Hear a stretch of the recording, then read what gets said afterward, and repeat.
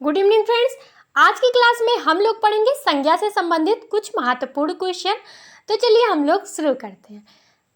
इससे पहले हम लोग संज्ञा के बारे में थोड़ा सा जान लेते हैं कि संज्ञा कितने प्रकार की होती है। संज्ञा वैसे 3 प्रकार की होती है। कौन कौन सी? व्यक्तिवाचक संज्ञा, जातिवाचक संज्ञा, भाववाचक संज्ञा। जो जातिवाचक संज्ञा होती है वो 2 प्रकार की होती है।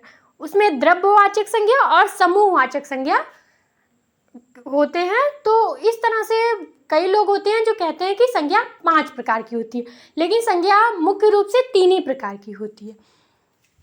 अब हम लोग शुरू करते हैं पहला क्वेश्चन। पहला क्या है? स्त्रीत्व शब्द में कौन सी संज्ञा है? ए है जातिवाचक संज्ञा, बी है व्यक्तिवाचक संज्ञा, सी है भाववाचक संज्ञा, डी है द्रव्यवाचक संज्ञा। तो इसमें से हमें बताना है कि कौन सी संज्ञा है। तो हम लोग पहले पढ़े हुए हैं संज्ञा, तो हम लोग बता ले जाएंगे कौन सी संज्ञा है। इसमें है भाववाचक संज्ञा, स्त्रीत्व शब्द है। अगर यहाँ पे स्त्री शब्द होता तो कौन सी संज्ञा होती? स्त्री शब्द होता तो यहाँ पे जातिवाचक संज्ञा होती। अगर यहाँ पे किसी स्त्री का नाम या पुरुष का नाम दिया होता तो यहाँ पे व्यक्तिवाचक संज्ञा होती। यहाँ पे अगर सोना चांदी ऐसे किसी धातु का नाम दिया होता तो यहाँ पे द्रव्यवाचक संज्ञा होती। तो इस तरह से हम लोग संज्ञा के बारे में थोड़ा सा जान लिए। अब हम लोग दूसरा क्वेश्चन देखते हैं।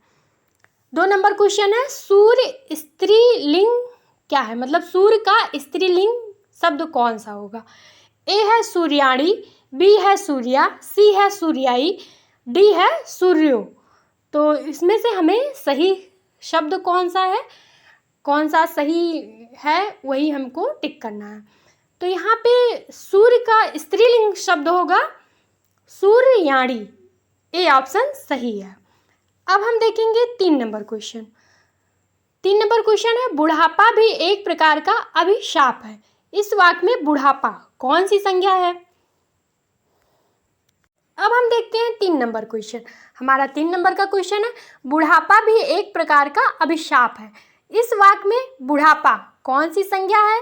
ए है जातिवाचक संज्ञा, बी है व्यक्तिवाचक संज्ञा, सी है भाववाचक संज्ञा, डी है इनमें से कोई नहीं। तो पहले हम लोग थोड़ा सा जान लेते हैं कि जातिवाचक संज्ञा क्या है, व्यक्तिवाचक संज्ञा क्या है और भाववाचक संज्ञा क्या। जातिवाचक संज्ञा तब होती है जब जाति का बोध हो, जैसे स्त्री जात, पुरुष, नदी, इस तरह से अगर दिया हो तो यहाँ पे होगा जातिवाचक संज्ञा। अगर यही नदी का नाम, स्त्री का नाम, पुरुष का नाम दिया हो तो यहाँ पे व्यक्तिवाचक संज्ञा हो जाएगी। भाववाचक संज्ञा उसे कहते हैं जो जिससे हमारी भावनाएं जुड़ी होती हैं। किसी अवस्था के बारे में अगर बात कही हो तो वहाँ पे भाववाचक संज्ञा होगी उसमें भी। अब हम देखते हैं कि बुढ़ापा में कौन सी संज्ञा होगी। तो आप लोग समझ गए होंगे कि यहाँ अवस्था की बात हो, यहाँ पे एक अवस्था है। बुढ़ापा क्या है? एक अवस्था है। तो यहाँ पे भाववाचक संज्ञा होगी इस प्रकार। अब हम देखते हैं 4 नंबर क्वेश्चन। निम्नलिखित शब्दों में कौन सा शब्द संज्ञा है? ए है क्रोधी, बी है क्रोध, सी है क्रोधित, डी है इनमें से कोई नहीं। तो हमें सही शब्द का चुनाव करना है, मतलब कि जो संज्ञा है उसका हमें चुनाव करना है कि कौन सा है।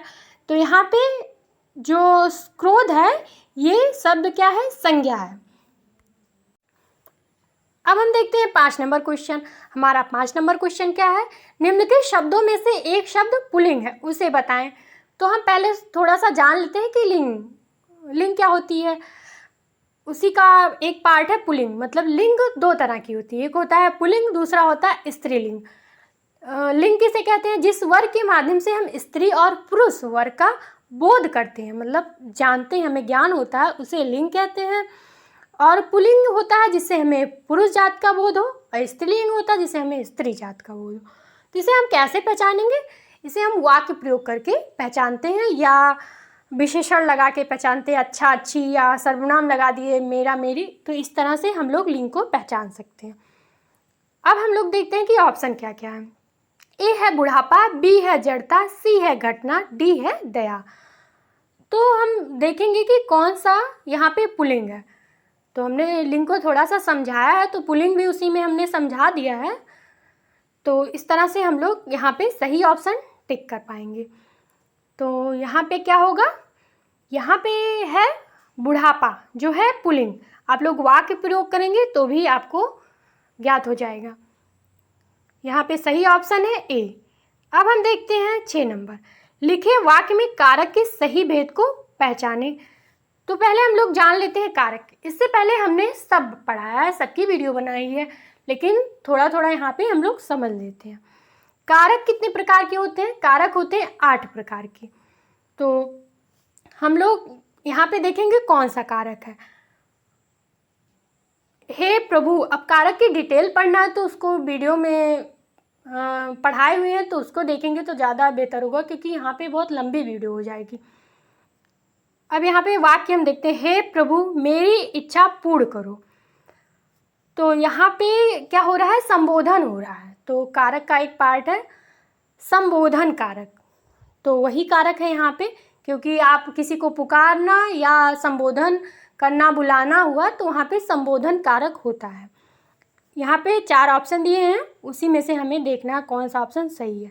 ए है अधिकरण कारक, बी है संबंध कारक, सी है संबोधन कारक, डी है अपादान कारक। तो यहाँ पे हम देखेंगे कि यहाँ पे संबोधित हुआ है, भगवान को पुकारा गया है, तो इस तरह से यहाँ पे सी ऑप्शन सही है, संबोधन कारक। अब हम देखते हैं 8 नंबर क्वेश्चन क्या है। कौन शब्द बहुवचन है? वचन भी 2 प्रकार के होते हैं, एक वचन और बहुवचन। तो यहाँ पे है ए ऑप्शन माता, बी है प्राण, सी है लड़का, डी है किताब। तो यहाँ पे जो वचन भी हमने पहले पढ़ा है, लेकिन थोड़ा सा हम लोग जान लेते हैं कि यहाँ पे प्राण और हस्ताक्षर 2 शब्द ऐसे हैं जो हमेशा बहुवचन ही होते हैं। तो यहाँ पे जो प्राण है ये है बहुवचन। अब हम देखते हैं 9 नंबर क्वेश्चन। 9 नंबर हमारा क्वेश्चन है, इनमें कौन शब्द पुल्लिंग है? ए है कपट, बी है सुंदरता, सी है मूर्खता, डी है निद्रा। तो यहाँ पे हम देखेंगे पुल्लिंग, लिंग कैसे पहचानते हैं, मतलब अच्छा अच्छी लगा देंगे, मेरा मेरी लगा देंगे, वाक्य प्रयोग कर लेंगे, तो इस तरह से हम लोग पहचान जाएंगे। तो यहाँ पे पुल्लिंग है मूर्खता, सी ऑप्शन सही है। अब हम देखते हैं 10 नंबर क्वेश्चन। हिंदी में शब्दों का लिंग निर्धारण किसके आधार पर होता है? ए संज्ञा, बी है सर्वनाम, सी है क्रिया और डी है उपसर्ग। तो अगर यहाँ पे संज्ञा है तो यही ऑप्शन सही है, ए ऑप्शन होगा संज्ञा। और 3 ऑप्शन क्यों नहीं होगा इसको भी जान लीजिए, क्योंकि अगर संज्ञा के स्थान पे ही जो यूज मतलब प्रयोग होता है उसे ही सर्वनाम कहते हैं। क्रिया से किसी तरह से लिंग निर्धारण नहीं हो सकता और उपसर्ग से भी नहीं होगा। इन सब की वीडियो हमने पढ़ाई है, आप लोग जरूर देखिए, बहुत अच्छे से समझ में आएगा। नहीं समझ में आया तो आप हमें कमेंट कीजिए। अब हम देखते हैं 11 नंबर क्वेश्चन। निम्नलिखित में से भाववाचक संज्ञा कौन सी है?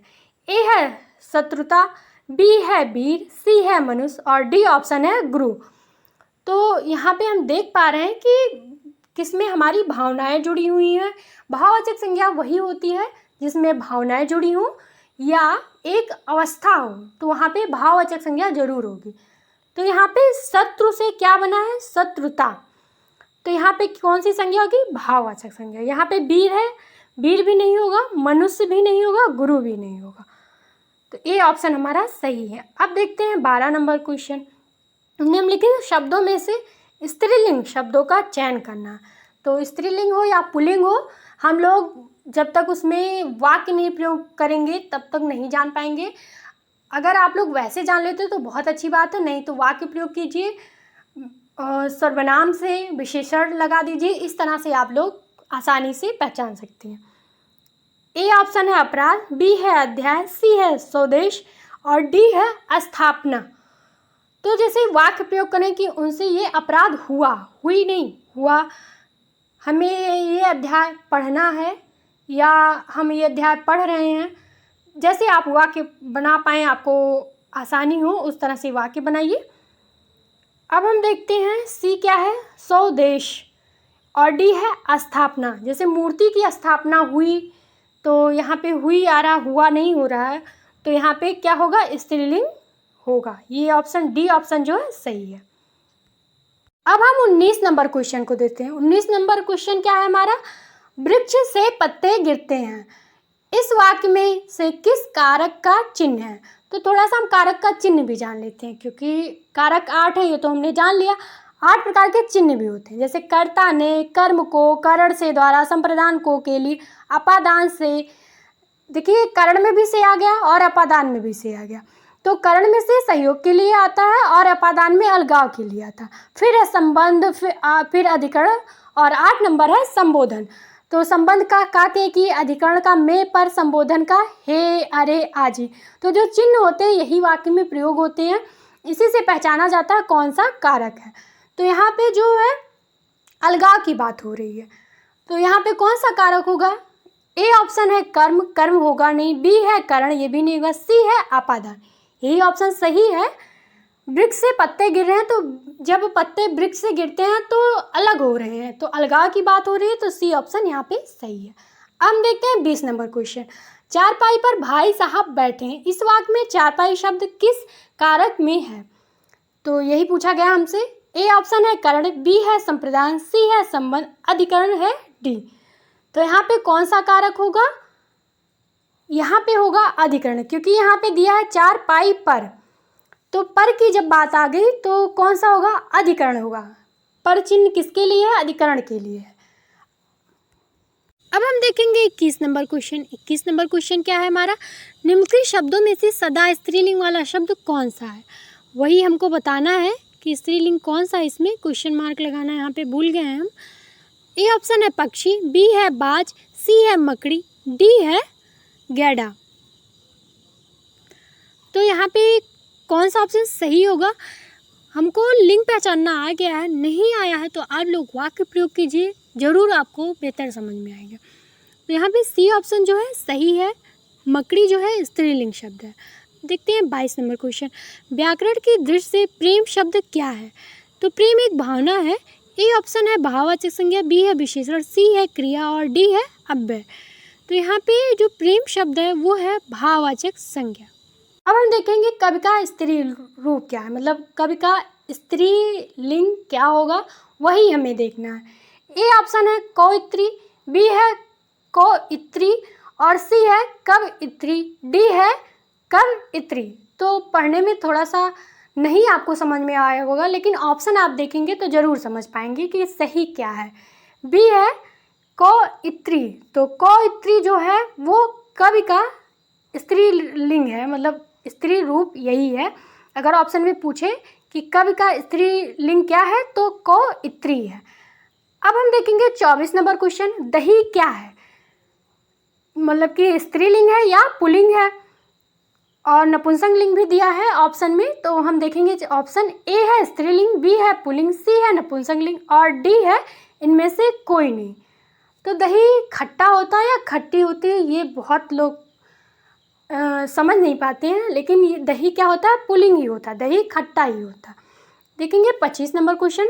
निम्नलिखित में से कौन सा शब्द स्त्रीलिंग है। ए उत्साह, बी चक्रव्यूह, सी मृत्यु और डी है संकल्प।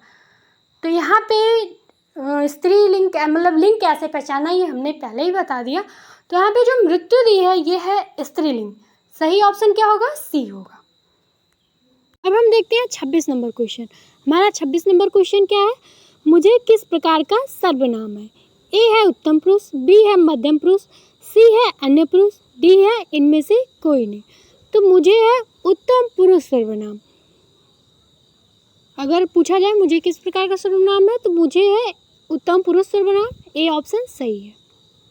अब हम देख लेते हैं कि सर्वनाम कितने प्रकार के होते हैं। हमारा 27 नंबर क्वेश्चन यही है। 27 नंबर क्वेश्चन है सर्वनाम कितने प्रकार के होते हैं। ए ऑप्शन 4, बी है 6, सी है 5 और डी है 7। तो सर्वनाम 6 प्रकार के होते हैं। कौन कौन से जान लेते हैं। पुरुषवाचक सर्वनाम होता है, निश्चयवाचक सर्वनाम, अनिश्चयवाचक सर्वनाम, निजवाचक सर्वनाम, संबंधवाचक सर्वनाम, प्रश्नवाचक सर्वनाम। इस तरह 6 प्रकार के सर्वनाम होते हैं। अब हम देखते हैं 28 नंबर क्वेश्चन। 28 नंबर क्वेश्चन क्या है, निश्चयवाचक सर्वनाम कौन सा है। ए है क्या, बी है कुछ, सी है कौन और डी है या। अगर सर्वनाम की डिटेल पढ़नी है तो इसकी वीडियो हमने बनाई है, वहाँ पे हम डिटेल में पढ़ाए हैं। अगर यहाँ पे डिटेल में फिर से पढ़ाएंगे तो वीडियो बहुत लंबी हो जाएगी। अब जो है निश्चयवाचक सर्वनाम क्या है? या, जहाँ पे निश्चय का बोध हो, निश्चितता हो, वहाँ क्या होता है? निश्चयवाचक सर्वनाम होता है। अब हम देखते हैं 29 नंबर क्वेश्चन। अनिश्चयवाचक सर्वनाम कौन सा है? ए कौन, बी कोई, सी वह, डी जो। तो इस प्रकार हम जहाँ पे निश्चित ना हो तो वहाँ पे क्या होगा? अनिश्चयवाचक सर्वनाम होगा। बी ऑप्शन जो है सही है, कोई।